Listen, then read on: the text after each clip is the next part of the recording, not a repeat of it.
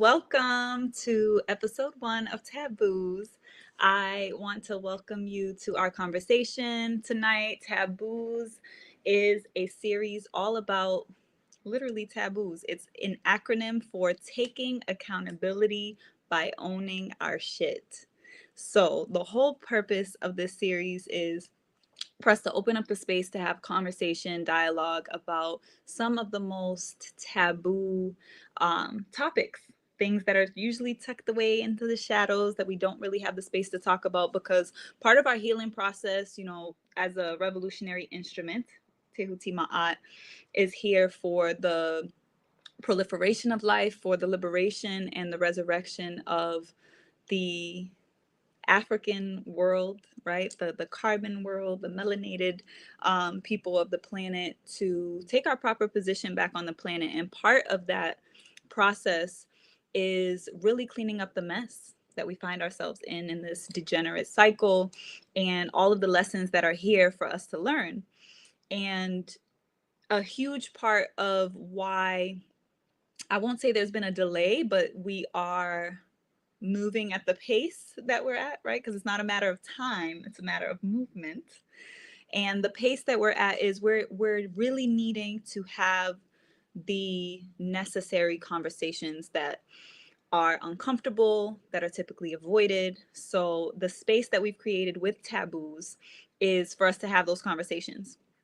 So tonight's conversation is titled Get Your Freak On, because we're going to really be talking about the essence of sexual energy and how to restore the sacredness and remove the taboo from certain elements of it, cleanse the stains in other ways, but really having an in-depth conversation about what is going on with us sexually. Where are we in this healing process that we find ourselves in, and how can we reclaim our power through reflecting on the things that are happening collectively, whether that's the whole P. Diddy saga, the Jeffrey Epstein files, just like a big thing that's going on right now. So we want to talk about current events. We want to invite you into the conversation. So I'm going to drop the link. My co-host Leilani is not here with us tonight. So we may have this conversation again, which I'm fine with. I never get tired of this conversation. Okay.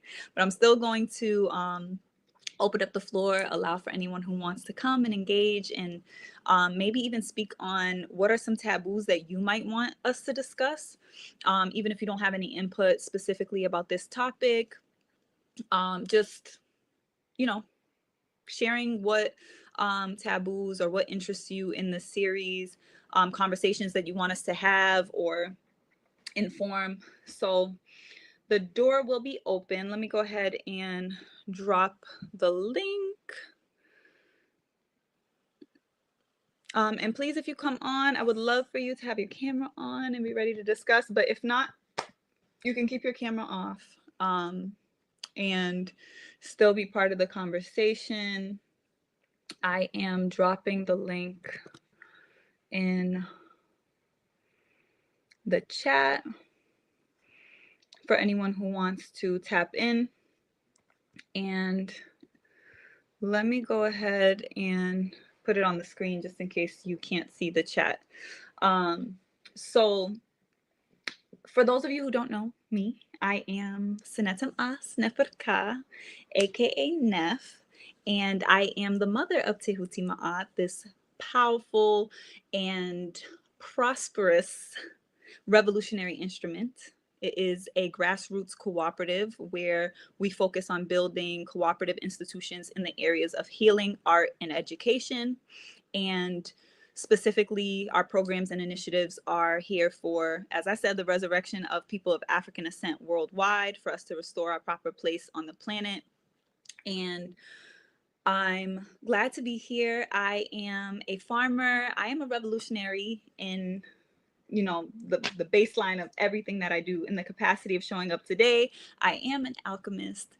I am a transformation guide. I really love to focus on going into the depths and the dark crevices and the density of our experience and finding the way to shine the light, see the purpose, and embrace those experiences for true alchemy, right? To really create the gold out of that lead. And I'm a multidimensional healing artist. I'm a sacred wisdom keeper of ancient African sacred science. So a lot of our conversation is going to be informed by that wisdom, the wisdom of our ancestors, and specifically the wisdom of sexual alchemy. Leani and I are actually hosting our sexual alchemy retreat in Cabo Verde, Africa, in February, on February 13th to 20th. If you're interested in that experience, I'll share a little bit more about that later. And really, the art of sexual alchemy is about embodying our power and really embracing and recognizing that sexual energy is our life force. It is the creative force of the planet. It is what creates all things, everything in life. Life itself, as Osho says, is sex, is sexual, because there is this polarity, this complementary energy that is constantly dancing and merging, and everything in life in this realm reflects that that beautiful complementary dance, and it's sexual in nature. That's what creates. It is the creative force. So there's an aspect of our conversation that really needs to be rooted in what is the reclamation and the purification of these aspects of our life, our experience as a collective in this particular cycle that we're in right now, that needs to be restored to, you know, its proper context, so that we can see things clearly, right? Especially right now where there's so much confusion.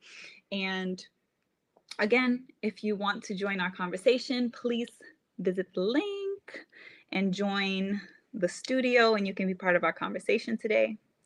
So I'm going to go ahead and kind of set the tone of our conversation today, right? As I said, sexual energy is our life force. It's literally how we all got here. But somehow, even though we're all sexual beings, we have a different approach and perspective of what our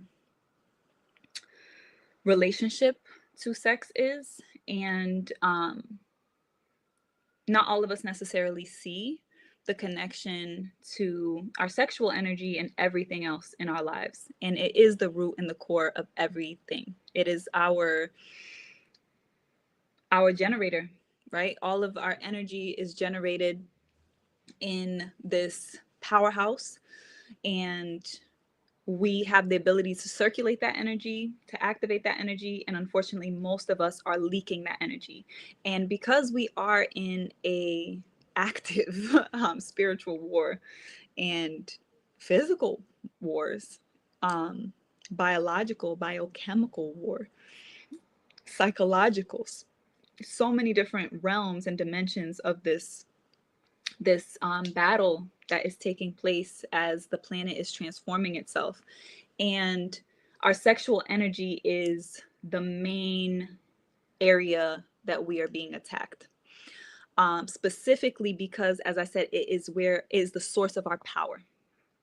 And there's a reason why everything is so hypersexualized. There's a reason why there's so much emphasis on using this energy to generate and distract and really attach, right? Like there's an aspect of the spiritual perspective of how our energy works that I want to make sure that you leave with, that you're clear about as you go through this series, which is, in the essence of spirit, we're really just talking about energy, right? And there's so many different energies. We can see how we are each experiencing our own unique energetic imprint and experience, and our soul is here to express itself. And there's many other energies that are also present, and depending on your consciousness of that, you know, you may perceive that in different ways.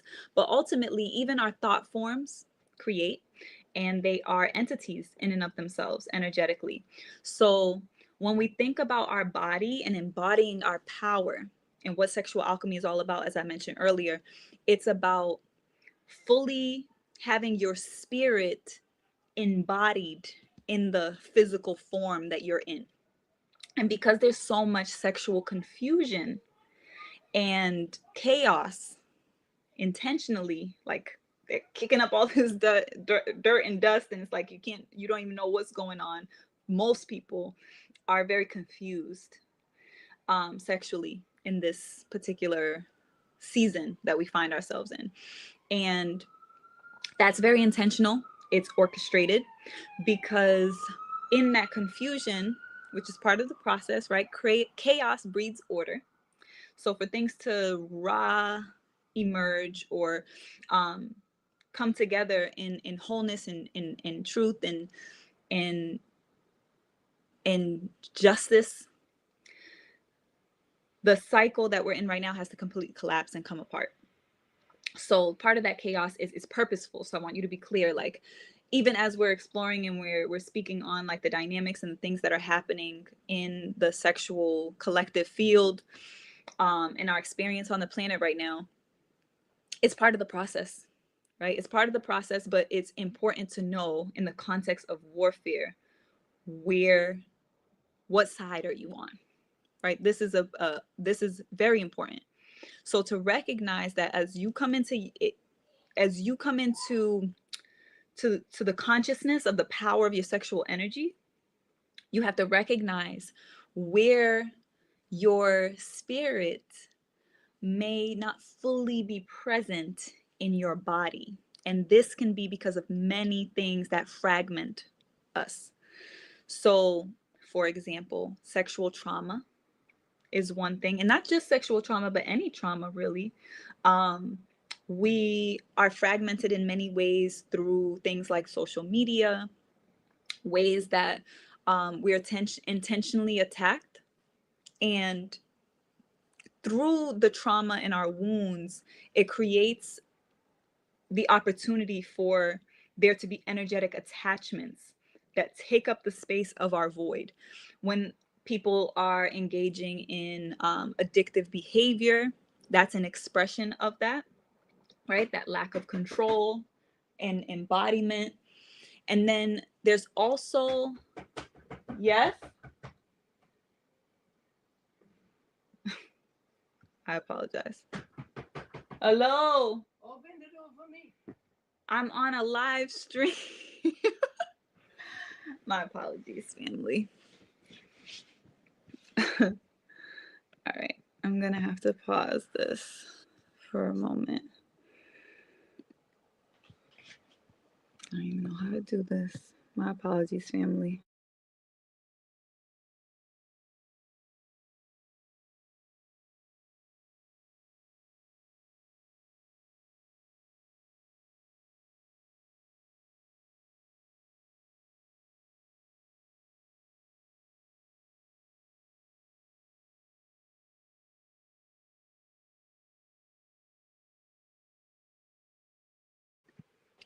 My apologies, family.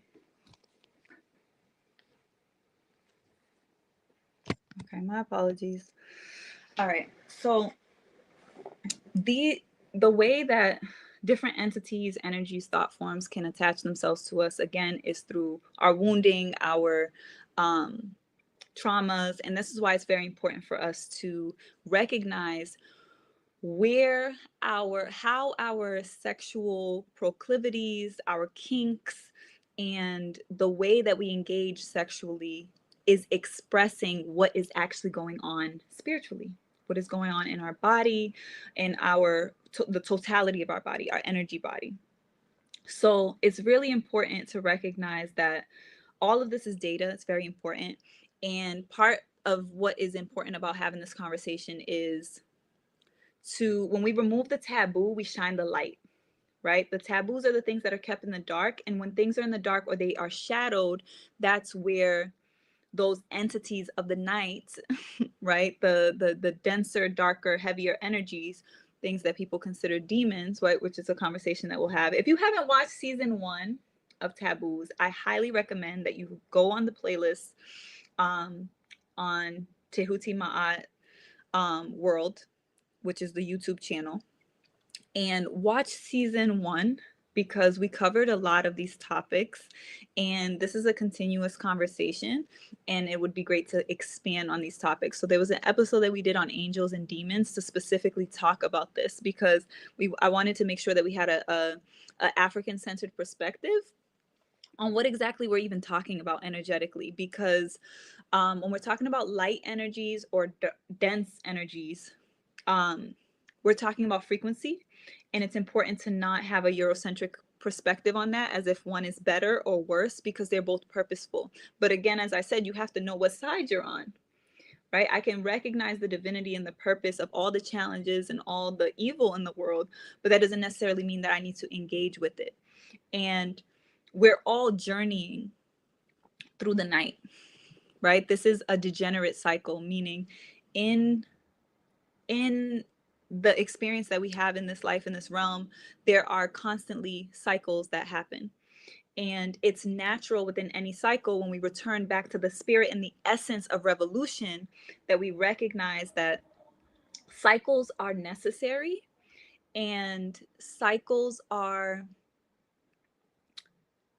they're cyclical, right? They rise and they fall, right? So when we think about revolution instead of evolution being linear, our growth not necessarily being always an ascension, we recognize that things go up and then they come down and they go back around. And right now we're in a degenerate cycle, right? When we're speaking specifically about people of African ascent, right? The people of original wisdom, the indigenous people of this earth, we're looking at our position on the planet, and we can see the degeneracy because of the way that it's expressing itself in our social structures, our institutions, and the dominant culture on the planet. Part of that is also the chaos, the disorder, the destruction of nature, all of these things, the exploitation that's taking place, the genocide, all expressions of degeneracy, a dark age, yeah, and really we're talking about ascending back into a golden age, right? When we think about our ancient ancestors and we think about all the things that we built in classical African civilization, whether we're looking at Kemet or Timbuktu, we're talking about expressions of a golden age and a golden era for our people. And right now we're in a degenerate age. So when we recognize that there's purpose in it, and that we're going to come back around, and we also remember, because part of this is about the remembrance and the reclamation of our power. And in our power, we recognize that there's an internal source of our power. And this is why we focus in on sexual energy, because that's really what it is. But when we orient ourselves internally to really where the source of our power is, we cannot be exploited by these parasitic forces, right? And these parasitic forces are the ones that are exploiting the planet at the moment. And we're in a transition and a shift. So part of us reclaiming our power, our narrative, is really defining what all of this means to us. We have to start there. I always love to mention Huey P. Newton's quote or definition of power, which is the ability to define phenomenon and make it act in a desired manner. So Huey P. Newton said, power is the ability to define phenomenon and make it act in a desired manner. So it's not just about getting what you want, it's about defining it. And when we give away our power and we're leaking our power, especially unconsciously, is when we are not even defining our reality for ourselves. So the first part that we begin with is we have to define it for ourselves. And in defining things for ourselves, we recognize the cycle we're in is part of a process, And even within it, we have power, even within the surrender to the circumstances that we're in, there's power, so that we can come into a place of activation, right? And actually shifting the dynamic that we're in. And it's a humbling process. You know, when we think about the enslavement of our ancestors, we think about the sexual trauma that was ensued. We think about the rape and the abuse that took place during the transatlantic trafficking of enslaved Africans, or we go beyond that and we think about the Arab slave trade. Um, there have been many expressions of humiliation, right? And I love to remind us that we can take pride in our position, in remembering who we are, when we take back our dignity. And part of taking back our dignity is really facing the reality that we're in and recognizing where we have to face the shame and the pain of the truth. So that's part of what these conversations are really about. And part of me is wanting to just like set the framing. I wanted to still come on and be live and not miss out on this opportunity.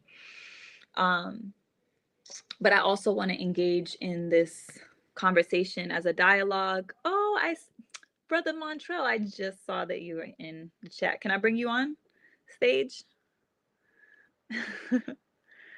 Is that a yes? Give me a thumbs up when you're ready. Okay, you're ready. Perfect. All right, welcome. How are you? I'm good. How are you? I am doing great. I'm glad to have you. So, welcome, Brother Montrell. I don't know if you want to give just a little introduction of yourself, or you can go ahead and speak your mind, your heart, in terms of what is coming up for you as we open the door for this conversation. Well, my name is Montrell Lee. I just became a part of one of the JEDs, TED 12, and I'm very inspired by Neff and her work in the group. Um, I think it's such a powerful thing, and I'm just um enamored as far as being impressed with your work and how long you guys have been doing things and what you're involved in and what the future looks like. So I didn't get an opportunity to hear a lot of what you had at the beginning, but because I was logging on, Mm-hmm. um, but I'm aware that what you said concerning the where we are as a as a collective with the degeneracy, it's is one of those things that I think now it I had an opportunity to focus on my vessel, um, and I started out with some Ma'at principles for this strong, and I got an opportunity to see some of the embedding, um, no pun intended there because of the taboo topic, right?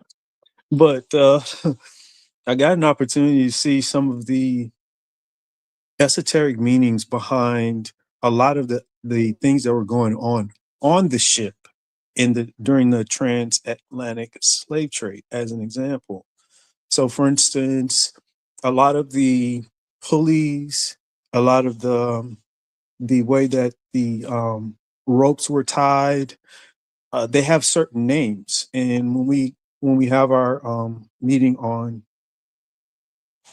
Friday, I will you know my desire is that when I have the floor and the mic's passed to me, that I'll have an opportunity to share that with you guys, but not to take take away from our conversation here. But I do agree. I do. When you said that we're in a degenerative state, so and everything is in a circular, spherical manner as far as time is concerned. As far as that, right? Now, the question I have for you is we we have to have a point of reference, right? So having a point of reference, what would give us our degenerative state? Because some people feel comfortable in a degenerative state because we've been, our majority of our people um, have been in states of poverty. They become very familiar with it, and that's how a lot of our popular culture has actually been created, as far as musically, art forms, vernacular things of that nature comes from that space, um, in a lot of our inner cities. So, how can you tell them to, turn away from that when they're now being paid by the other folks to perform and be in that space and to glamorize that? And it's just not now, but I think that, um, actually after the civil rights movement, it seemed like that was more of a prevalent um, attachment to our people. Hmm. Yeah, that's a great question because you don't know what you don't know. That's true. Yeah. And well, the simple way to answer the question is how, in terms of how, is what we're already doing, because this is a natural process. And part of that is the surrender that I mentioned, which comes back into like the feminine expressions of our energy, because again, we're coming out of an extreme. So one of the ways that I always like to orient people, which is why navigating eternity and specifically our psychological spiritual medicine around how we view our actual existence, how we orient ourselves in the context of our existence, how we see our existence in this world, and the idea of time and healing that, right, is so important, because when we return to the pulse of the sun, we recognize that there's two extreme expressions. We have the two solstices, the summer solstice and the winter solstice, the longest day of the year and the shortest night, and um, the shortest night, the shortest day and the longest night of the year. So there's limits, even within the extremity, there's limits. So part of it is recognizing that everybody's not here for,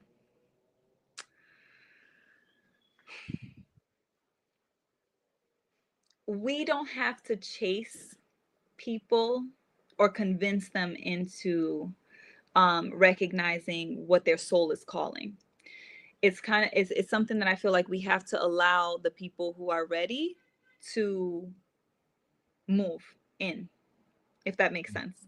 Because I think that when I put it in the context of navigating eternity or time, like the context that we look at things in is important, like remembrance. If we are not able to remember and see things in the cycle of how they move and connect with nature and see that that's the natural pulse, then we won't have any point of reference, to your point, right? So we have to remember. And we are a people where our legacy is storytelling, right? Like that's how we remember, that's how we connect, is knowing our story. So when someone else is telling us our story, or someone else is orienting us to how we should perceive our life, our existence, right, our culture, our cosmology, and your cosmology is literally how you view the way you exist. um it's the culture.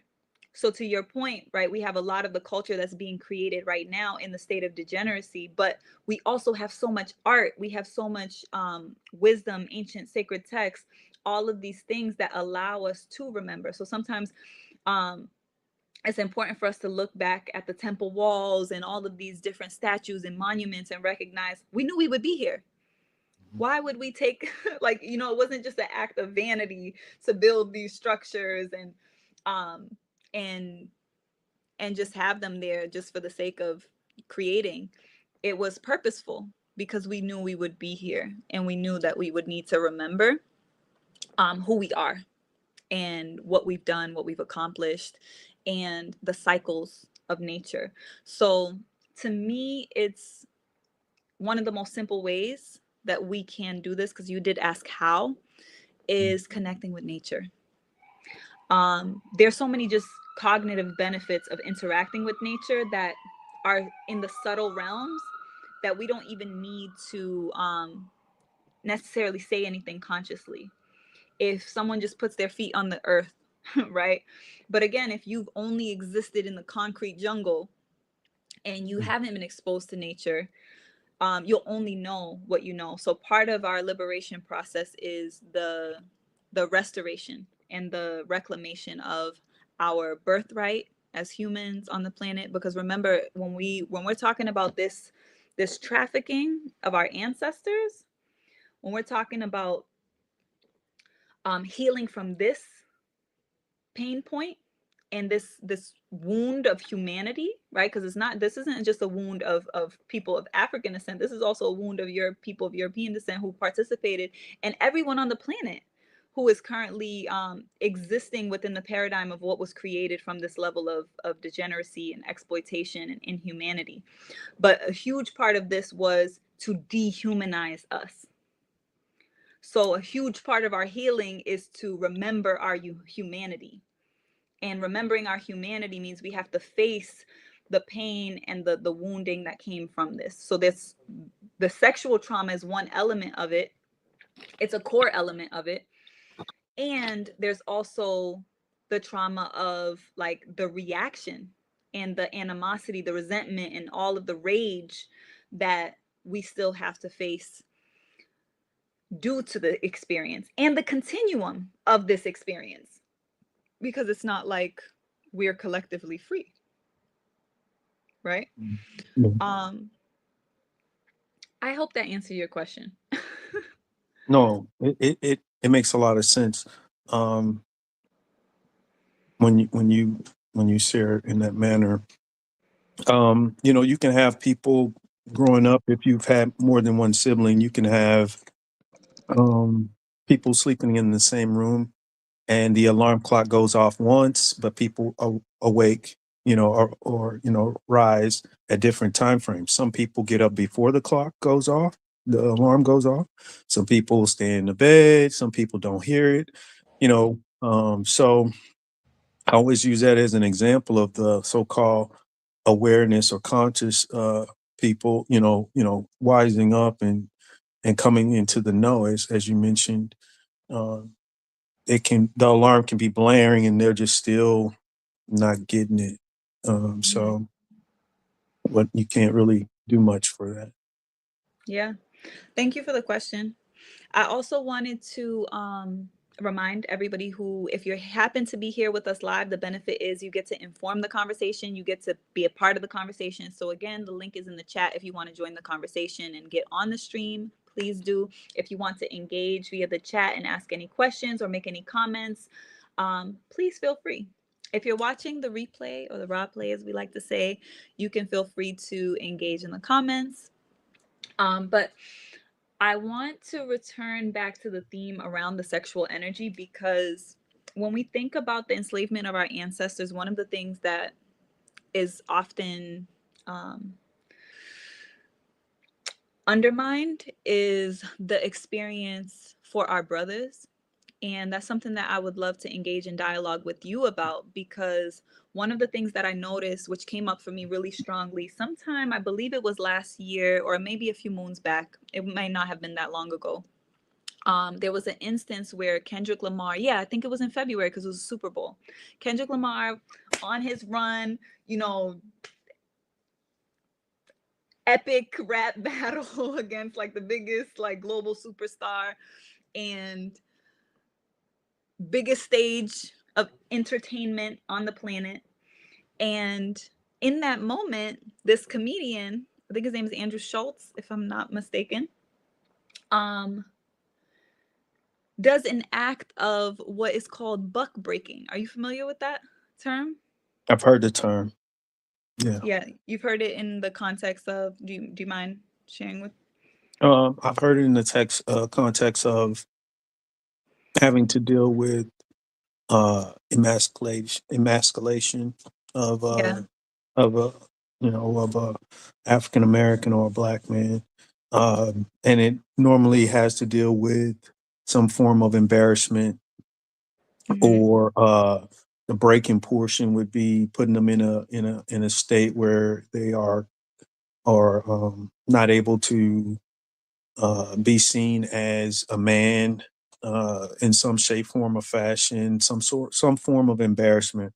And this was, I guess, something that has been practiced for a very long time and is done in front of the masses, so that those who are attempting or considering any forms of like characteristics would would fear it and not want to engage uh, in the same activities as the ones that's being broken.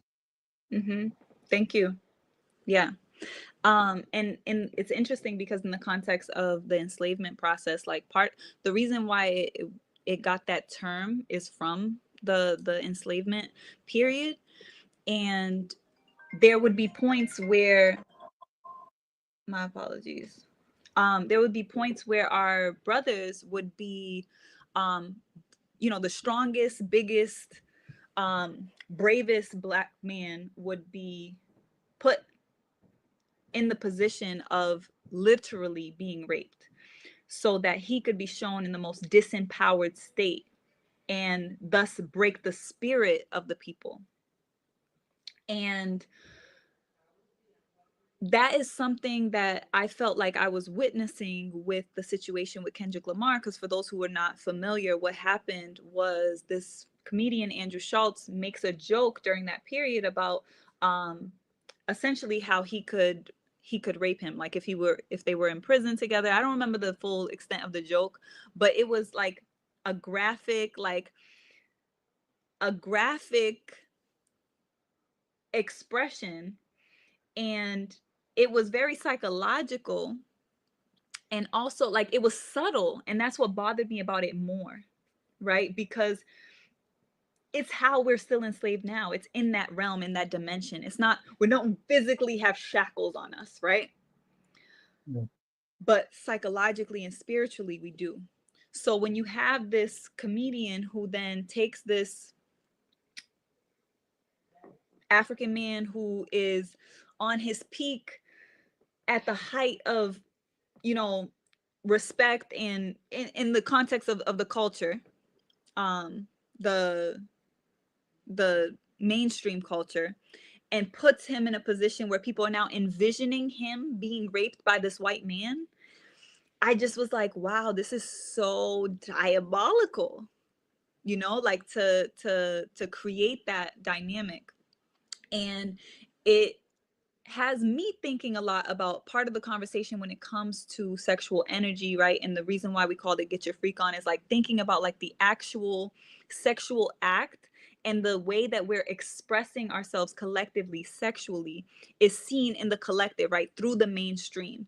Whenever you have these so-called stars or celebrities, people that are artificially exalted, they are a reflection of the collective state of our people. So whether we're looking at somebody like a Sexy Red, or we're looking at anything in the context of the mainstream,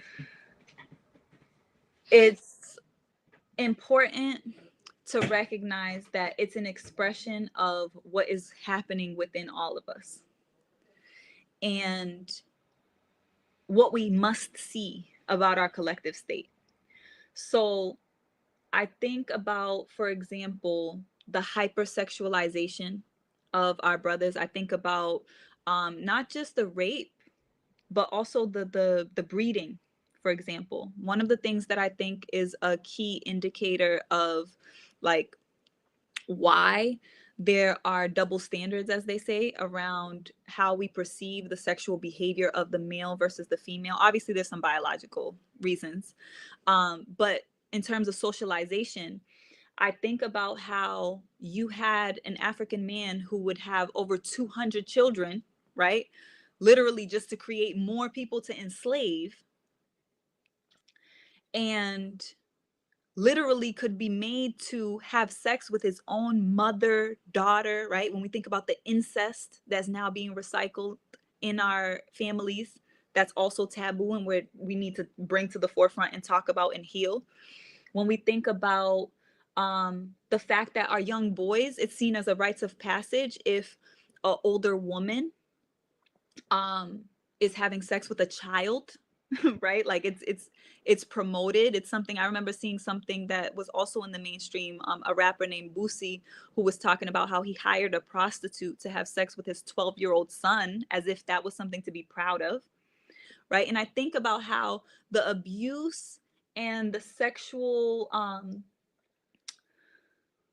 trauma of our brothers is not held in the same light and in the same capacity. And as a Black man, as an African man, I'm curious about your perspective on these things, because it is important to recognize that like there's so much hypersexualization, and it's not just because of like the programming and what's being promoted. It's being promoted and programmed because it's also a projection of an internal wound that we have to face and heal. um and that to me is where we have the opportunity of power, right? When we look at it, instead of being victims to it, we look at it like, oh, okay, this is in me to process and deal with. That's why we say taboos is taking accountability by owning our shit. Nobody's going to come and clean up our shit. We need to clean up our own shit so that we can express the power and prosperity that is our birthright and our inheritance on this planet. So I'm just wondering if you have any thoughts from your perspective, living as a Black man. I also want to shout out Master Jedi, one of one. We're gonna come back to your questions, so thank you for putting them in there. But I just want to hear Brother Montrell's take on what I was sharing about the sexual dynamic for our brothers. Well, getting to the first point about the buck breaking of or attempt in the comedic or the humor, attempting to make it humorous. A lot of the celebrities, which coincides with celestial, right, or being a star and being above and all of these different things, but illuminating, and there's all kinds of underlying terms that are connected to that, you know. But I think, in my perspective of knowing Kendrick Lamar's music from, you know, maybe early 2000s, as long as I've been listening to him or knowing about him and his existence, um, and where he is now, I I consider that these things are based on the fact of what is there, if you would pay attention to what is not so much obvious. So for instance, he does make a profound act of promoting African American culture in some shape, form, or fashion. He's got a connection to a religious group.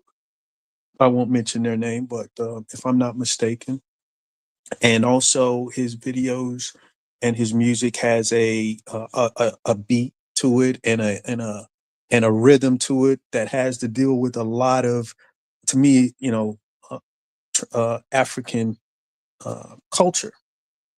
And he he transcended the the game, and I'm saying game in a manner of not rap game. I'm saying the play, if you would. So, and I'm talking about the innuendo of "they're not like us" or "they're not." I think that's the name of his song. So there's an innuendo in that, right? that is kind of an underlying statement that nobody really talks about, but everybody knows what he's saying, right? In my opinion, this is my opinion. So, with that being said, there is a exercise to create some form of fumble when it comes to him, because he's transcending, right? He's going on and he's unstoppable. I mean, he has and he's very subdued with his actions. He's not in a lot of media and doing interviews and things of that nature, so you don't really know what's on his mind until his music speaks for it, right? So, in the comedic realm, they utilize that arena to talk about politics and things that they can't say outright, but say it in a humorous manner so that it's not as offensive, if you would, right? So, I think that's what that was, and I think that's why the category, or the discussion there. And also, if I'm not mistaken, he had a song where he talked about some of his childhood, a childhood incident.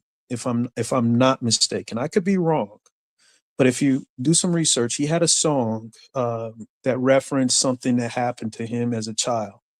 So that kind of um, opened the door. I don't know if that was before or after the comment that was made by the comedian. So that's the first point. The second point about what was done during that time of dehumanizing our people, I come directly from that line, meaning not my great great great great great great. It's like my great that was enslaved. You know what I mean? So, you know, I got an opportunity to hear from the horse's mouth a lot of different things that were took place, that was given to me directly, uh, that wasn't written down, it was directly to my ears, such as my grandfather was made to eat out of a trough and was sold for $250 dollars, and things of that nature. And my grandmother, who's about 97, I want to say now, she mentioned to me and my son that her father would be taken from their house and beat. This was like in the 20s, 1920s in Louisiana. If people had an issue with him, Caucasians, and or if he spoke to somebody out of line and went home and told him where to go about his kids or something of that nature, they would find some form of disciplining him by beating him. And this was still going on. I mean, this is way, almost 100 years later after, emancipation. So that's one thing. And then I live in Texas. So, this is where Juneteenth started. This is where the lie was kept from our people for a significant amount of time. So, there's a lot of distrust when it comes to that, based on, and if I get into, she shared things like 14-year-old, she was having to marry a 50-year-old guy. And this was like later on, after, in the 1900s. So if I can only imagine what was going on prior to that. And what I can reference, as not to say anything about the artist you mentioned, out of Baton Rouge, I won't say his name, about what he did with his son and all of that. But there's a movie that came out in the early '70s with Melvin Van Peebles, called I want to say Sweetback or something like that. And he actually filmed his son having intercourse with an older woman, like his child. You know what I mean? So, and if you take a lens and look back during that time, there was a time when, like I said, after the rise of the civil rights movement, and then a lot of our leaders were murdered, and not like murdered and found dead, no, murdered in front of groups of people savagely in front of their children. You know what I mean?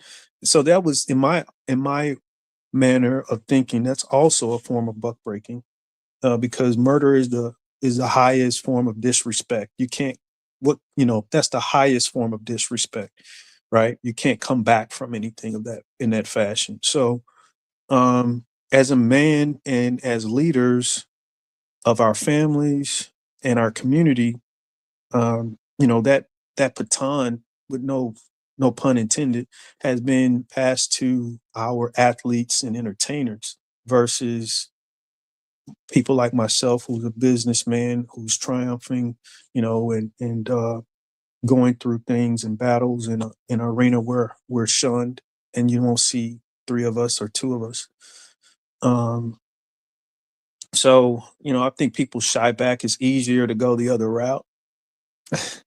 It's less of a headache. There's a greater chance of you making it home at night, and you get an opportunity to quote unquote enjoy life and spend money and be around women and things of that nature versus living the path of isolation and of you know getting closer to change and making a difference. And I think those things are shunned, of significance. Like, I'm not the only one. You're not the only one, right? So, in that, knowing that you created a cooperative to connect these things, and I think that is like a blueprint, if you would, for the future, because it's okay to go get a job. It's okay to have an opportunity to provide for your family. To me, that's leadership, right? And the things that go on in those environments, there's a lot of buck breaking that goes on in corporate America. You know what I mean? So there's all formats that we can say that's transcended down the line. Getting to the sexual abuse portion, if you consider this, we were the pinnacle of a matriarch and a patriarch in equal capacity, right? And I think that's why uh, Kemet was profound and so impressionable upon the whole entire world, not just the African continent, right? So, with that being said, those are your targets when I'm jealous or To displeased. this day, on top of Yeah, that, I'm sorry, I just wanted right. to like emphasize that. Like, Yeah, so that's your target, and that's your target. So if I, that's your target. And so put those people at the back of the line and get a head start of 400 years on them, putting them in the most degenerative state, knowing that they despise eating feces and pork, that these are spiritual things for these people, uh, you know, and meats and whatever else, right? All of these different things. It's just ironic that all of those things were put for us to quote unquote ingest or to experience, you know. And interesting enough, we have become inventors and leaders nevertheless. So um hmm it's heartbreaking, but at the end of the day, I when you look in the mirror, you see everyone who came before you, hmm not okay. just yourself. So, we're here because they survived. And hmm how I take the mantle on is, what if at the time that they were being misused and abused, they were praying to endure it and saying to themselves, one day someone in my bloodline is going to make it. One day someone in my bloodline is going to do great things. One day, I'm going to go through this, but you're not going to be able to stop that one that's coming after me. So even though, that's a reference, quote unquote, to the biblical term, right? But to me, everybody is a walking Bible or a quote unquote Bible, right? So that reference of the chosen one, or that reference of the one to come, is after every birth. You know what I And mean? coming back to sex, right? Yeah. Because we're talking Yes. about the essence of what creates continuity, the Yes. proliferation of life, the uh yeah, reproduction or Reproduction. reproduction. Exactly. Yeah. Yeah. I wanted to speak on I when you talked about like the fumble and like thinking about the Super Bowl, and I think about these rituals Yeah. because it's all rituals. You know, All when of we it. think about the industry, entertainment, Mm. as an industry, which I'll pass pass the mic back to you because I think you do really well with etymology. But I think the idea of to entertain, right, to hold, you know, when we think Mhm. about these games and the balls. For those who are not familiar with Dr. Frances Cress Welsing, she's one of our ancestors on our board of ancestors. She's the ancestor that represents power. She's our pillar of power. She wrote the book The ISIS Papers. And one of the Mhm. things she discusses in that book is the different games within so called white supremacy culture, which I like to emphasize my spiritual father's take, Baba Heru. Baba Heru said it's not supremacy. We can't affirm their supremacy with our voice, with our vibration, but it's a presumption of supremacy. So, in this presumption of the fragility of this identity and construct of whiteness, there is there are all these games, and the symbolism of all the games is very significant. You know, you have the different balls, the balls that are white and small. Have Yes, I love that book. So honestly, you gotta read the ISIS papers. If you have not read the ISIS papers, please do. So she talks about the games, the balls and the games and the symbolism. Very powerful. I'm not going to get into that, but it's all symbolic. When you think about that being the largest stage, the halftime show being one of the primary rituals that's done, when you think about everything you talked about Kendrick Lamar specifically, the type of music he does, what he symbolizes to the culture, all of that, and then the buck breaking of that, it being done in the guise of humor, right? All of it is ritual.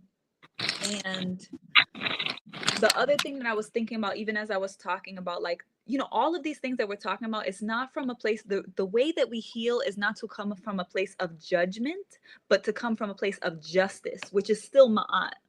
So I'm just going to put the judgment scene on the stage, right? Because there's a place for judgment, but judgment takes place when something is complete, right? Like you enter the hall of Asar, as you see on your screen here, after it's the afterlife. You have to move through this gateway, this portal of accountability, right? And we're not meant, and Ma'at is a moral inventory that you do on yourself. This is the principle of universal consciousness, of wholeness, of reciprocity, of balance, of cosmic order, of truth. And as a principle, it's one that is a moral inventory that's done within, right? Like I can only judge myself because I can only know the whole thing for me. I can't know the whole thing for anyone else because they're living their own experience. However, once the life is complete, it can be judged. Once the day is complete, right? Because our ancestors saw every day as judgment day. So we would say the declarations of Ma'at at the end of each day, at the beginning of each day, to take inventory of our own integrity and the state of our heart. And it was also our responsibility to restore Ma'at, right? When there was Isfit, right? Or the heart was heavy. Um, and Isfit is the opposite of Ma'at, right? So chaos and evil. And I think about looking at, for example, the things that are happening even right now in the prisons. You know, I think it's very significant. Like I'm really interested in talking about the experience specifically for our brothers, mainly because it's not emphasized as much. um, Both are important, and it's all one. But because the role of the male is as the protector, right? And there's a reason why our brothers were lynched and castrated. And we can hold both. There's no competition in, like, it's interesting how they love to do this energy of like pitting against the black man and the black woman, or just male female dynamics in general. And because we're meant to be complementary, but they want it to be contradictory and make it a fight, so that, again, there's that separation instead of the union that creates life. Right? Because ultimately what Dr. Frances Cress Welsing gets at is that the whole purpose of the system that's created is, this construct is about preserving and or addressing the fear of white genetic annihilation. And I think that that's significant to hold within it all. But my point is, looking at it in terms of ritual, thinking about Ma'at as a principle that we can look at for guidance, a moral inventory on ourselves. So we're not here to judge the position that we're in right now. We recognize it's part of a cycle. The cycle's not complete.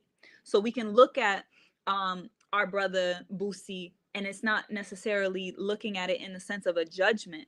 It's just looking at the reality, the evaluation of what is the situation we're in, and then taking the responsibility within the truth of that reality in terms of what is it that we need. And in terms of power, constructing, as you said, the institutions that we need in order to restore ourselves. It's not to tear anyone down. It's to recognize that all of these expressions of degeneracy are necessary. They're part of a purging and a cleansing process. As I said, you need chaos to give purpose for order. What do you put into order if there is no chaos? Right? It's part of the divine balance, and the mirroring of energy. You can't have one without the other. You can't have day without night. We would have no reference for one without the other. So that's part of this whole existence. We have up, we have down, we have left, right, male, female. All of this is necessary. And yeah, I just say that because I think part of it is like returning back to like the power we have to heal ourselves, to clear these energies and these traumas, these wounds from our bloodline, right? That ancestral healing, the healing of our lineage, and thinking about forward motion, the education, right? Our children, what is the legacy that we want to lead, so that we can establish that? That's us operating from a place of power. So within that, I want to talk about the comment that Master Jedi put on here, which is, I think about myths like Min from Kemetic mythology, and asked if there's any thoughts on that. I specifically want to speak on that, and I'm putting on the screen some images of Min, or Amsu, which is the principle of regeneration, which is always shown as a male figure with an erection. And I think it's very significant to recognize. So the myth of Amsu is very powerful. Amsu is left to tend and keep guard of all of the wives of the men when they went off to war. But when they came back from the war, they came back and they found all their wives impregnated. So they were pissed, and they maimed Amsu, cut off his arms. Like, this is the way the myth goes. And he was, banished. But then years later, when Kemet is under attack and the kingdom is under siege, these children of Amsu actually come and protect and win against the invading army, the invading forces, because they were demigods. So he had produced these demigods. So it speaks back to that essence of what we were even talking about with the breeding, right? Like the breeding camps. And I mentioned, like, there's an example, there are specific examples. This is documented. I'm not even just like creating this. This is documentation of people, men who were enslaved, who had over 200 children, right? So when you think about that, that's the essence of this force, this principle of nature, it still has to express itself. Even in a degenerate cycle, it expresses itself. So all of the energies continue to express themselves in the polarity, right? So like when we think of Ma'at, it's a spectrum. And like I full circle moment, coming back to what I was talking about with the solstice, the sun goes through these cycles. You have equinox periods where we have equal day and equal night, and then you have the longest day, and then you have the longest night on the opposite side. And part of that expression is energies express themselves in extremes. So you have the extreme masculine expression right now with the patriarchal establishment, and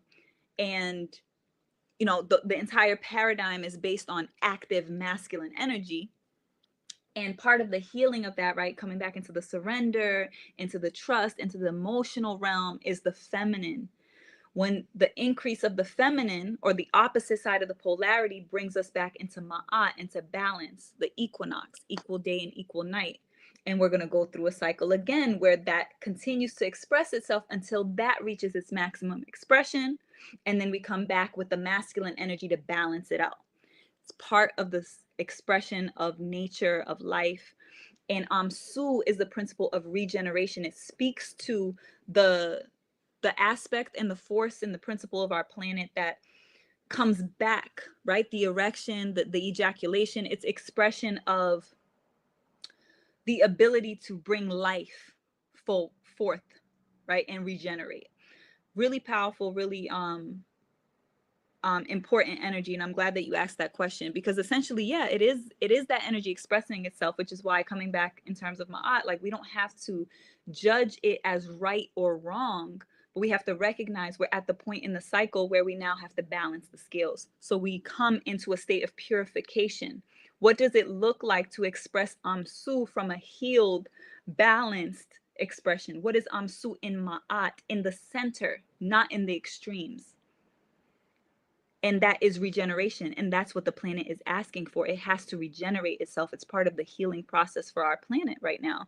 The planet is being devastated by all of the destruction, the energy systems that we have on the planet that are completely destroying the planet. And it's part of the process. Again, cleansing, purifying. It gives purpose. It gives reason for that. So I appreciate that question. I wonder if you have anything that you want to share on that before I go into some of the other questions that are in the chat. Yeah, I apologize for my noise. It's I all was very, good. You were I was, smacking. yeah, I'm sorry. So anyway, it's very interesting that mean. When I see mean, I think of minute, and I think of what they put with that word to, they put newt, and to me, I would be interested in doing Mm-hmm. some research on the Tehuti of that aspect of things. I'll probably do some kind of research, but yes, how it came full circle. So to me, there is a what I've learned is, just as they didn't write things down for them to disappear, they actually put them in the wall. And even in the biblical reference, it said God wrote on the wall. You know what I mean? When he gave his message. So it's very interesting how these little nuggets or things are dropped everywhere. But um Yeah, it's interesting that you say that, because I think about like the masculine expression of what people consider God, and I think about mhm, the feminine expression of the goddess. The Godhead is active, right? It's conscious. And yes, the goddess is receptive, and it's mysterious, it's subterranean, subconscious. yeah, So I think about, in you saying that, it's an expression of Tehuti, right? Like Tehuti is literally yeah, the scribe, right? The yes. principle of expression. But I think it's important for people who may not have that that clarity, to know and to recognize that um part of African tradition is always having the coupled energy, right? It's always the expression of the divine family, the Trinity, that brings forward wholeness is the ultimate model of wholeness. So you have to have the masculine and the feminine in order to have the expression of the creation from both, right? So that comes into like the child of Tehuti and Ma'at is Shashat, Mhm. which is the expression of literature, right? Yes. And yeah, so I just wanted to share that I thought about it as you shared that. Yeah. So that to me, that's very powerful. And the you know, if we want to look deeper into this emasculation and the um the things that have taken place with our men, you know, I would, I mean, I can get into the all of the things that go around with that with young men growing, you know, in certain communities that aren't um shown the value of relationships and the detriment that comes from misusing women. But in a lot of our society and a lot of our culture, it's actually as you mentioned earlier, it's applauded to do the opposite, you know. And the the prison pipeline is very real. And to me, that's the new slave ship. You've heard that term, I'm sure, before. There's a lot of references that say that actual picture is untrue, but I mean, we can have a conversation offline about it. But the psychology behind it is what we are discussing every raw day, and I think there's some significance in that. So, getting back to his comment, and I'll keep it short. Um, I think it has. Uh, when we talked earlier, when I said earlier about things that were known about our people prior to enslavement, right? And how we were handled during that POW camps that we were in. Um, there was a lot happening there, and it wasn't just mental. So, how do you mistreat a people? Show them the only form of a family is those who are in charge of them, who has the ability to tell them if they can marry, they can't marry, strip away children from their mothers, separate men from their wives, do all these different things, make a man sleep with his wife, his daughter, and you know, if they don't do these things, treat them worse, mind you, than an animal, and then say, okay, now go go into society and perform. Mind you, you have to come to us in order to provide for yourselves, and you have to look us in the face that held you captive and mistreated you in order to do what you need to. And that hasn't changed, by the way, in a Mm-hmm. lot of respects. Yeah. So what is changing is you are changing. You are a very special catalyst to the change. And so I, like I said earlier, I applaud your work because to me it's a blueprint for change. You know, those who preceded us had an opportunity. They were coming out of the taboos, if you would. They were closer to the realness of those things. You Mm-hmm. know, they had knowledge of self, and they had knowledge of what they shouldn't eat, but they didn't have the things that came after that, such as scientific research and stem cell research and the uncovering of a lady by the name of Henrietta Lacks and the things that were done with her. You know, they didn't have all those things when back, you know, Mm-hmm.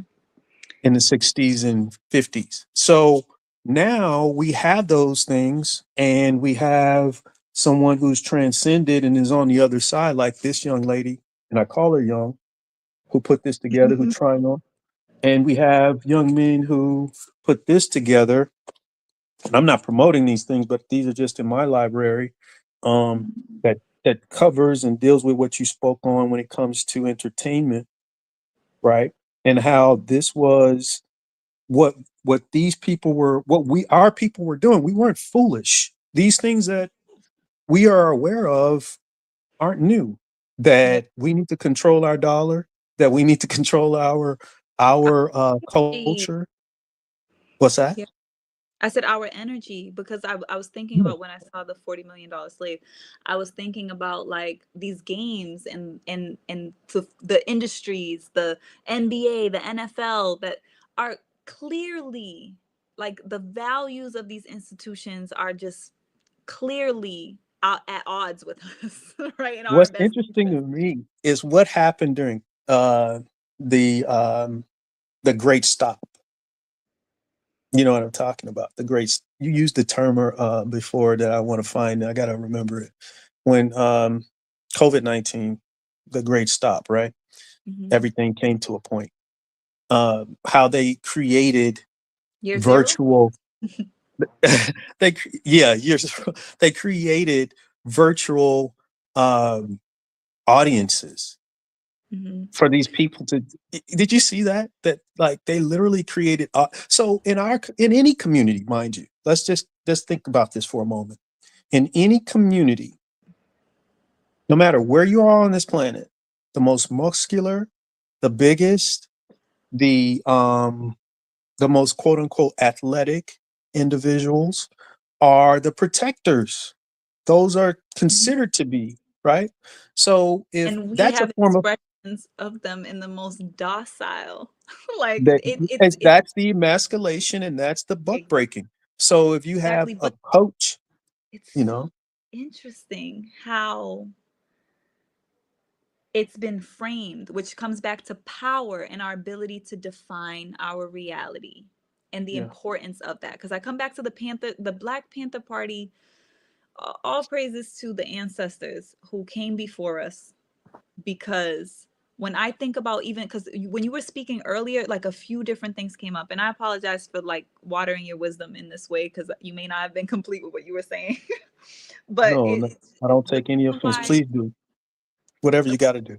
the reason why I thought about these brothers that are on the fields playing with balls while we are literally being abused, killed, exploited, and in the conditions that we are in, Yeah, and for us to still cheer for them, like the level of insanity that we're in. I will ask this, Neff. Who's in the stands? Please think about it and pay attention, and Mm. keep in Oh, mind like the the Roman, yeah, that gives me like Roman and Colosseum. listen to the word. Listen to the word. The stands. Hmm. You know, so there's all. I mean, what's so valuable about the truth? And there's an individual who took that term, right? I won't say their name. Uh, they took that term and placated it somewhere, but they don't. Well, what is real is the truth, and the principle of Ma'at is the truth. So what's so great about the Kemetic language, that is the basis of every word, no matter what language, mind you, right? Is that you can't take from it the value of it and its value. So And if you sorry, literally created a language, if you literally created a language, um, if you're literally creating a language and letters, for instance, as an example, there are some hidden things because they're nothing but symbols put together to give a vibration.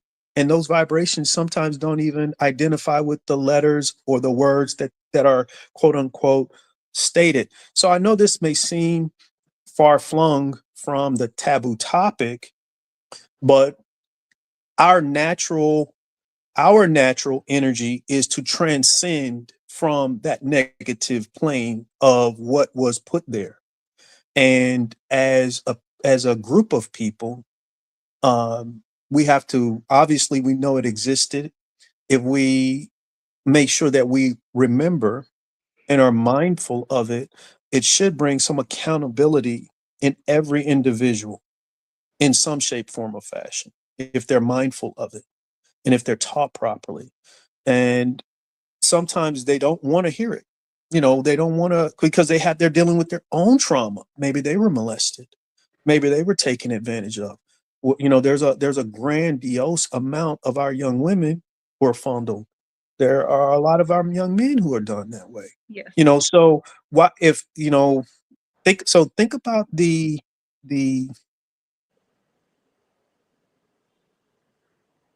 the evilness. And I don't, because there's a you can utilize evil in a shape, form, of fashion during warfare, but mind you, in a darker sense of the term. But I won't get into that. But my point is, the way that this construct has taken place is to create some shape of trauma where we're not able to evolve from the lessons of those things that happened and took place, especially when we have to. And I'm not saying the individuals we deal with today that were the ancestors of those individuals that put us in those states, but they resemble them. and and we are not given the opportunity to forget it, mind you. And when I say not forget it, I mean you go in your pocket, you can pull out $1 and you'll see, you don't see yourself. And what is the value of having an individual on it? That's my question. What is the value of having an individual on it? Yeah, and I also want to come back to the money because that was what we had you had mentioned before, because I was thinking about just the energy, because when I think about the brothers that are entertaining us, and the dynamic of the industries themselves, even the sex industry, like the money as a form of, yeah, an expression of the energy, right?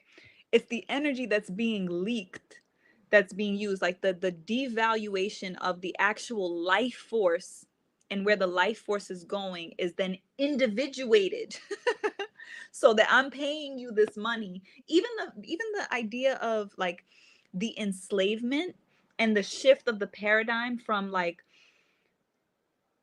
be pushed into forced labor, and then wage the the idea of getting a job and getting paid for your labor, and the illusion as if that changed anything or brought you freedom. Well, it brings you value, the where you rank in your job and the caste system, by the way, and devalues other people under you. And in the Still old comes days, back to your sexual energy. yeah. And that's what I'm wanting to make sure that people are clear about, like the source and the essence of even the money is the sexual energy. And I don't know Mhm. if that's clear, if that's clear to everyone, but that's what throughout the series, like we hope to paint that picture so you can see very clearly, and then actively in your own life take responsibility for your own energy. In some places of initiation, I'm going to say this, and maybe I know that you are aware of my vernacular. So it's going to sound in code, but there's value. So when we talk about sexual nature of man and woman, same individual, our body is made up of these energy centers, and specifically the energy center for sexual desire, sexual and creativity, and a lot of other things come from a specific place on the human body. And it is a place that has a color.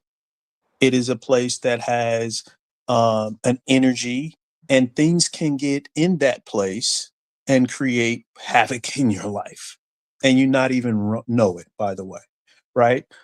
So uh, people take advantage of that space that are aware, and when you go into certain places, when you participate in certain things, they are targeting that energy space of your body.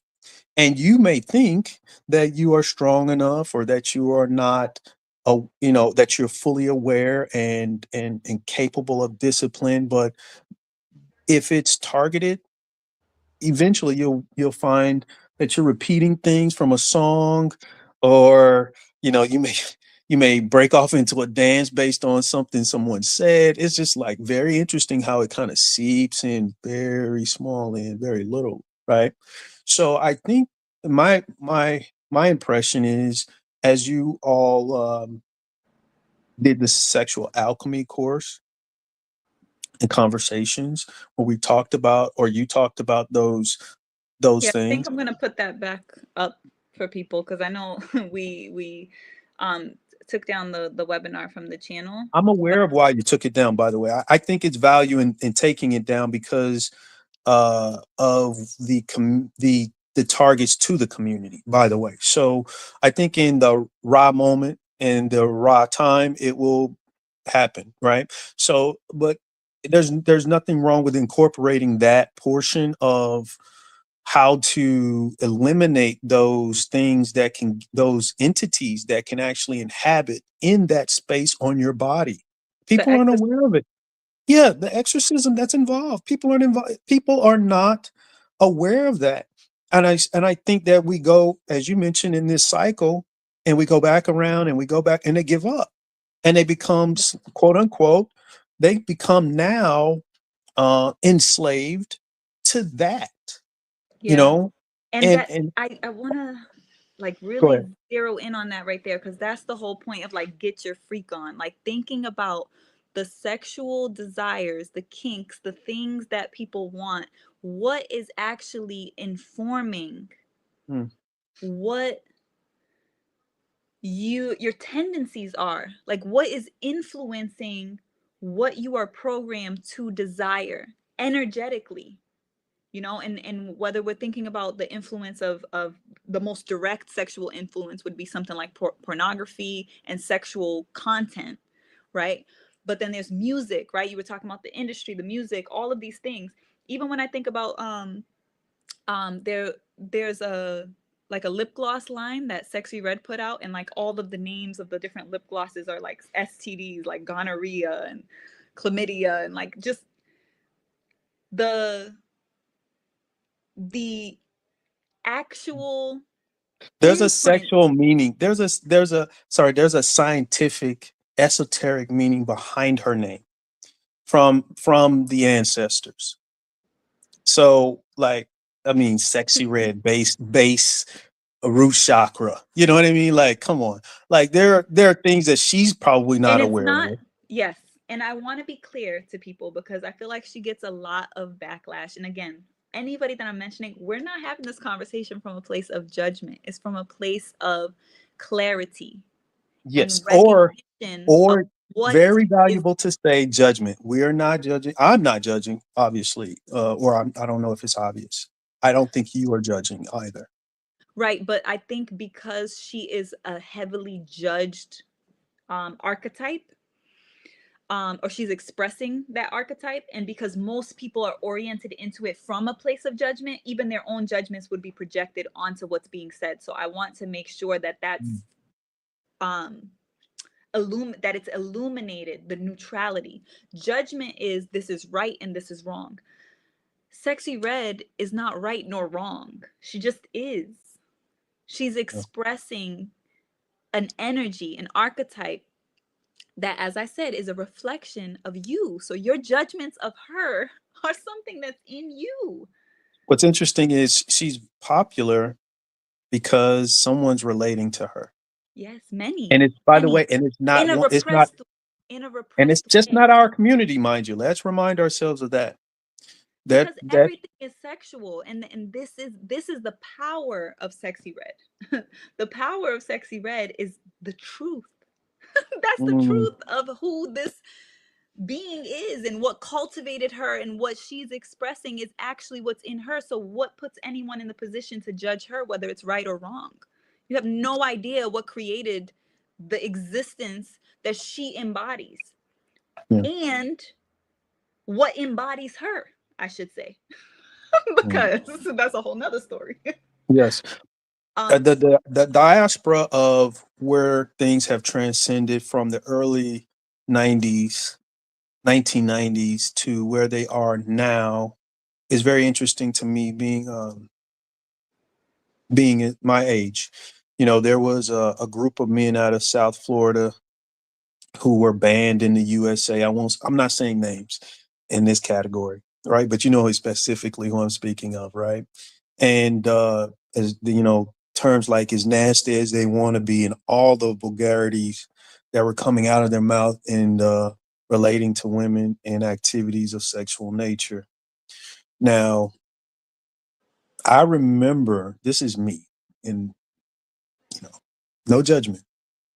You know, I was middle school age, and those were things were like they were rebellious things to do because Hmm. it wasn't commonplace. And keep in mind, we didn't have the internet. You know, I don't think even um, compact disc or CDs were out at that time, right? It was just all tape. You know, so my point is to show you how far back that was based on technology, and along with that, where the newness of something that was now popular, um, and who was the who was, even though they weren't marketing to children, by the way, I don't think, but somehow, some way, Yeah, that's gonna have to be another yes, you another get my episode. point, We're gonna but have you to get my really, point, yes, you yes. know. We're So gonna have to really like open that up because our children is a mm, huge part of this conversation. Because all of mm, it is being marketed to the children. And that is important for us to recognize and illuminate. Um, and I wanted to say, because the idea of judgment as well, because judgment or non-judgment is used sometimes as a way to bypass the truth, right? Because remember, Ma'at is judgment. There's a place mm, for judgment. And again, I judge me. What I mm, see in you is a reflection of me, yeah, right? So that's the place of judgment. So that doesn't mean we can't look at a dynamic and say, and have an evaluation. Do we want to continue in this direction? Is right, this healthy for us? Do we want to promote disease? mm, Right? Like we can still evaluate and address situations without trying to avoid them in the spirit or essence of non-judgment, because that's what creates a lot of avoidance and why we're not taking responsibility and the power that we have to narrate and empower ourselves on a collective level, which is why, again, coming back to celebrity and stardom and power and shining, it's very important that we now take the mantle, take the proper place that we have to have, and the influence that is necessary and that's needed, and that people are thirsty. They're starving for the truth, starving for medicine. And yeah, that's what this is really about. So I also wanted to make sure that we answer some of these questions, because we're going to have to wind down the stream. And I want to shout out Master Jedi 1 of 1 for these great questions. And I just want to make sure to just at least touch on two more at least. So this one that's on the screen: should we still be practicing the ways of the African man and woman of the Nile? To me, I am always careful with the word should. I think we should be doing exactly what we're doing. I think Sexy Red is doing exactly what she should be doing, right? And I say that in the essence of, and not to just keep like honing in on her, but we're all doing what we should be doing because it's the truth of what it is. So to say that anything should be other than what it is, to me, is a disempowered perspective. That's my personal opinion on it. So what I would say is, we're in a different place right now. So the practices and the ways of the ancestors of the Happy Valley or the Nile um, is very powerful. I'm living and breathing and practicing it in my own life. Can I say that everyone should be doing that? No, I think it would be great. I yeah, think with the, I think we'd get where we're going faster. But also it's recognizing that I'm a raw incarnation. Like I'm just coming back from what was. It's nothing new, you know, but it is new in the context of like the primordial essence, right? It's coming back to what was. Again, revolution, recycling. Um, so to me, I think the practices and the ways of our ancestors from the Nile um, is very powerful, and it's the inevitable influence of our expansion, but we're going beyond where we were, because we have so much more now to add to the story. Did you want to say something? Yes, I would Mm-hmm. like to comment on that question. Mm-hmm. The man and woman of the Nile, that place that we call today Egypt, and I to In me, the this is my Sudan.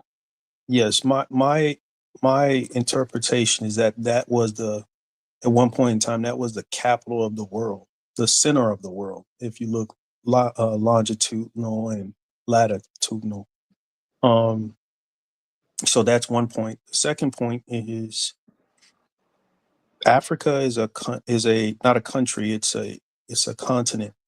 And my interpretation of um, studies and referencing and learning more and uh, being able to live that lifestyle in reference to our origination is in that value. Um, we are people with a lost tongue here on the American continent, or the North American continent. There's other references I won't mention, like Turtle Island and so forth, but uh, to reference that the Nile, uh, we would have to get engaged with the the knowledge of the terms that have been misused and perverted, and that we all use or have heard or have used in reference to something when it actually was of value there, like the word newt. You know what I mean? Which is nice. And oh my God. So what would be more even interesting to us all would be if Sexy Red had an African name as her real name. That would blow everybody's mind, probably, to an extent. Right? Would that be very interesting? Yes. On that note, and I'm not sure what her like birth name is, which is interesting because I'm sure it is, because most names, like, I'm not even gonna get into that. Language will be another taboo discussion that needs to be These are had. great. These are powerful things, I think. Yeah. I'm very thankful and proud of you for pushing forward to have me here. Thank you for allowing me to be on this platform with you. This is my first time publicly speaking in this fashion, Wow. in this type of environment. And you know, I have been wanting to hear it. I'm not afraid of the taboo term, but I will say my family dynamic, oh my goodness, everything that we mentioned, taking accountability, I think, I don't want to massacre the term, but the term is very interesting. So I think those of us who can relate, that Mm-hmm. our, our families have a lot. Every family is not without a certain aspect of these quote unquote taboos. If you can't find it within yourself or around you within the three people that you may be connected with, then more than likely you have some form of a quote unquote taboo that you Yeah. can I don't reference. think anyone does not. And in denial of that is like the greatest like shadow to me. I think it's important to recognize like we're all one. So there's no one who is escaping the night. Who escapes the night? Like, Mm. so it's interesting to consider the idea of darkness and the way that it's been villainized, and also recognize the desire that most people have to deny the night, you know, or the shadow space, the darkness. You know, it's where we all come from. It's the womb, it's the portal of creation, it's the cosmos, right? Whenever you close your eyes, whenever you go to sleep, you cannot escape the night. Um, and I think that that's part of the power as well, is like eliminating the fear or facing the fear. Yes. And So to I don't want answer to his get, question, to close it, I yeah, want to say this. He had There is no way to avoid not living like the man and the woman of the Nile. That's my thoughts. You may be living like the man and the woman of the Nile and not even realize it. How you yep, support your spouse, how you may support your partner. You may not, it does not, I don't think some of us may even realize it because we have been shown falsities as to terms like pharaoh and the only focusing on them, when hmm, in realities those were, in my opinion, and correct me if I'm wrong, those were the priests to an extent, like the pope, similar to a pope. And that's a whole nother taboo, right, or another conversation. But the yeah, man and the woman is so valuable that they put it in that term. So I applaud them for yeah. utilizing the proper terminology there. And I think they may be living that way without even knowing it. Mm-hmm. Ashe. Shout out to Brother Rob in the house, over at Ijekadi Martial Arts. Brother Rob said, "You're doing great, brother." Oh, wow. And Thank you. also give thanks, Brother Rob. Glad you're here and tuning in. Brother Rob leads our warrior class every Wednesday evening for the Tehuti Ma'at militia. So I want to shout him out for coming in after that. And also shout out to Stay Balanced, who thanks us for this conversation. Thank you so much for being here. It's we're glad to have you here. And then speaking of the woman and man, I want to just put this comment. I listen to Dr. Ben when I seek answers for how the African man of the Nile treat his woman. Um, Shout out to Dr. Ben, who's a Mm. great ancestor, Dr. Yosef Ben Yakinen, who is also one of our ancestors on our board of ancestors. He is the pillar of Ma'at. Um, and then I just want to answer one final question because it's the $1 million question for Oh, our conversation. What does positive sexual expression look like in today's day and age? So, ooh, I love that question. It's such an easy question for me to answer. Because to me, positive sexual expression, like for example, it makes me think about sistership. Like me and Leani, for example, when I posted the first when we started promoting, we did the launch for sexual alchemy for the retreats when we started together, when we were in Cabo Verde together, which my first time meeting Leani was actually in Cabo Verde. mm, And we took some pictures together and we were like holding hands across the table.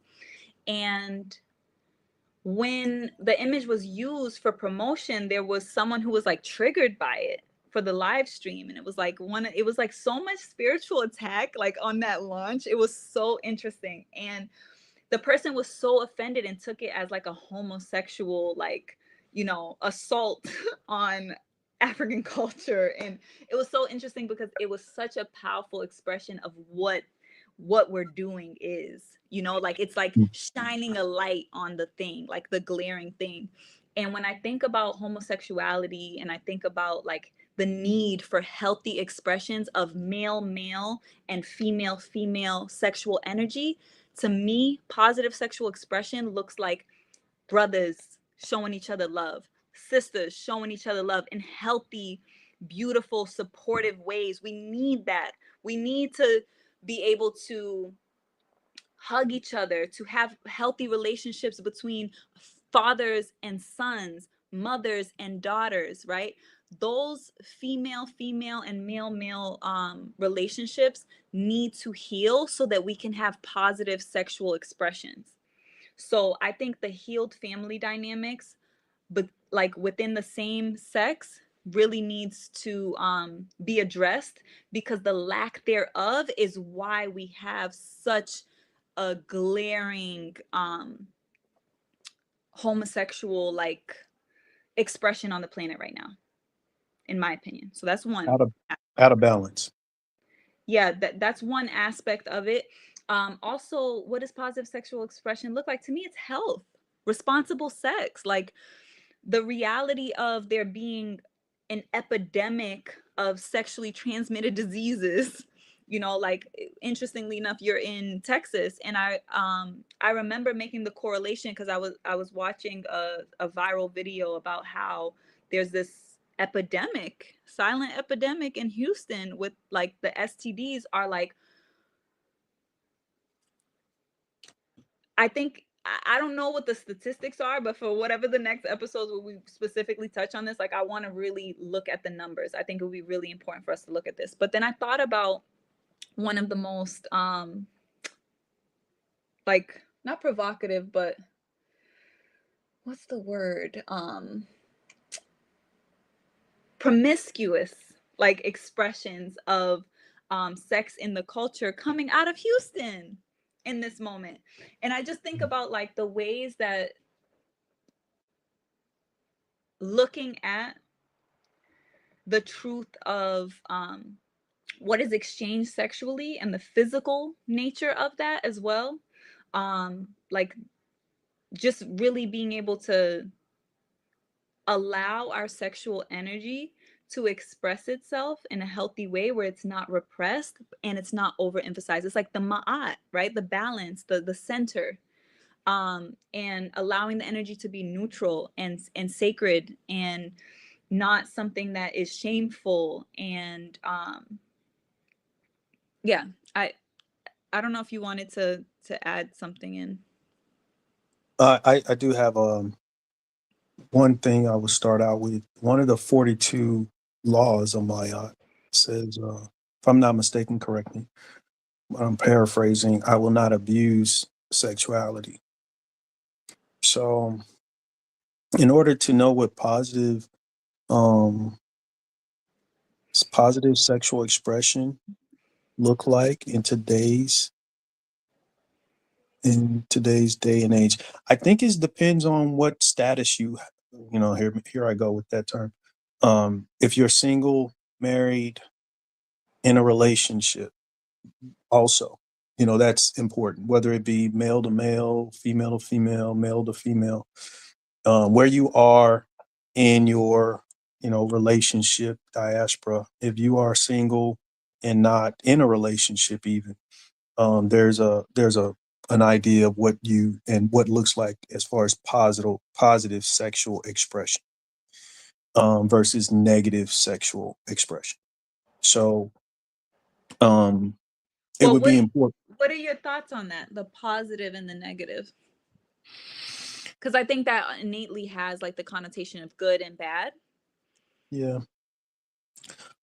I mean, for me, I mean, I have a, you know, my life is very interesting. So my perception of it, um, and where I am in my age now, the negative aspects of it hinges on abuse and taking advantage of individuals and forcefulness and manipulations. Things that, to me, those are all negatives to me. Hmm. You know, if you were to say there was a positive and a negative, Yeah. right? If you were to put it into the duality aspect of things. Hmm. And but to me personally, you have in any situation, there are not two things, there are three things. There's positive, negative, and neutral. Because we're energetic beings, we deal with spirituality, which to me has to deal with energy, right? So positive, and if you deal with electricity, you know, electricity, in construction. So yeah, positive, negative, and neutral. Not saying neutral is the best place to be, but I think sometimes that neutral space or that third aspect of things is kind of like, so there's a point to my comment, and I know we don't have a lot of time. So there's a point is, let's say that you have two people that are disagreeing, right? The third aspect would be that neither one of them are right, because there's the truth that lies between both of them. And so that is what the or argument is about, within both of them. or within both of them. Right.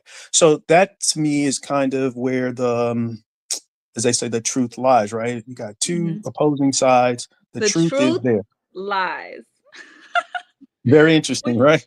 is very interesting because I think the word lie, or I always think about Malcolm X when he said that English is the language of liars, right? And how the Mhm. language itself, you can say the word lie and mean so many things with that one vibration, Yeah. right? Very interesting. Lie, the chemical, you could think about lying down as you used it, but also the lie as the falsehood.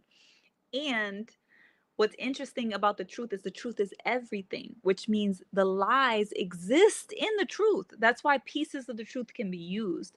But think about the phrase, I want the whole truth and nothing but the truth. Mm. So the I'm going to truth write is that down. about the wholeness. I think that that's really significant. And I do want to end on the note of in terms of like positive sexual expression. I think that it really depends, as our brother said, like the spectrum. Only you know what you need to be in ma'at. Some people are all the way over here and they need a little bit more of this to come into balance, right? For example, people who are sexually repressed, they may need more sexual liberation, but people who may be hyper or over sexualized may need to come more into like abstinence and like retain their energy in order to come into balance. You have to judge and evaluate that for yourself. That's the essence of ma'at. So we're giving you the opportunity to have the conversation so that you can explore that for yourself. Only you can judge where you are and what you need and what is a positive sexual expression for you. And you have to be able to be honest about that, Mm. right? Coming back to Ma'at. You have to be able to be willing to be honest with yourself about it so you can honestly look at what it is that you need to heal. What is it that you're recycling from your bloodline? What is it that you actually experienced in this life? What is it that you're recycling from past life? What's karmic? What karmic expressions are expressing themselves in your life, right? Karma is an aspect of Ma'at. What goes around comes around. Um and the other thing that I think is an important distinction, right? Because like for example, there are certain expressions where I would say that something like, for example, semen retention, which is like a big movement, could be unhealthy for someone. It's not something that's innately always right, or there's something else that's always wrong, like promiscuity, for example, may not always be wrong, right? The judgment comes from the assessment and the evaluation, right? The synthesis. You have a whole spectrum and you have to be able to synthesize and know in the particular circumstance, the moment, the context, what is right, what is appropriate. That's the liberty of ma'at. Whereas the Eurocentric paradigm around ethics is based on things like Kantianism, or you know, you there's aspects of ethics that are informed by, like, for example, virtue and vice. This is always right and this is always wrong. It's very fixed. And that's not what the African like cosmology illustrates. So Can I can I ask you this? mhm, Um, Expression, is that not outward? mhm. So to look at their question, this would be a positive outward, or a positive action I of think sexuality, yeah, right? sexual education Hmm. of our children, right? But it's the context of how. I think what we're doing with sexual alchemy is a very important positive sexual expression, right? As you said, like it's radiating, it's going outward. Mhm. Um, I don't know if that answers your question, but it also makes me think about the distinction between like this idea of sexual liberation that's happening, which is a necessary expression. It's like whenever something is like repressed, or like you're coming out of like the Victorian age, or like just certain things that it's like this constricted energy and then it lashes out, right? Because it has to balance Mm. itself. Anything, it's going to have an equal opposite reaction. And as we come, it's like a balancing act. It's like it eventually stabilizes into the center. And I think the important thing around sexual expression that I want to uplift is sexual empowerment is different from sexual liberation. And even the idea of sexual liberation is like co-opted into a whole like movement, right? And feminism and a lot of other things that are a part of that. But the empowerment is again coming back to the power, coming back to the embodiment, um, and coming back to the truth. Mm. So is sexual expression dancing? Is sexual expression, because culturally dance, tribally, that is a form of expression, but it may not have anything to do with sexual. It may be a Well, it victory dance. is, but Yeah. and that is sexual. I think that's the part of it that we have to come back to. It's like Mhm. nudity, like we don't have to sexualize it. We can, Right. right? But it is sexual, right? if if Mhm. if we could neutralize our perception of sexuality, which is what we have to actually heal, then we don't have to look at the expression of nudity. We can look at it neutrally, right? But you have to be realistic about the world we exist in and all the things. The context is important. You don't just walk around naked in every circumstance and situation. That could be dangerous. So the point is, the truth is not a fixed thing. Right? Like, yes, we should be able to roam free and naked, and it's the truth of our humanity. However, am I going to walk down the street in this neighborhood in the middle of the ghetto? No. So it's just important, I think, context again. And coming back to our rituals and our ceremonies, I think that the issue with the mainstream expression of hypersexuality that I have is the fact that it's controlled, and it's we're not controlling it. That's the point. Right? We are still expressing an aspect of African culture, right? Because when you think about the rituals and the ceremonies that are done in the indigenous traditions that continue to this day on the continent, and all the different tribes and traditions that still do their dances, and they're all very sexual. When you think about ritual in the African context, like especially in the context, when I think about like the indigeneity of Africa and the indigeneity that's expressed in like the native tradition,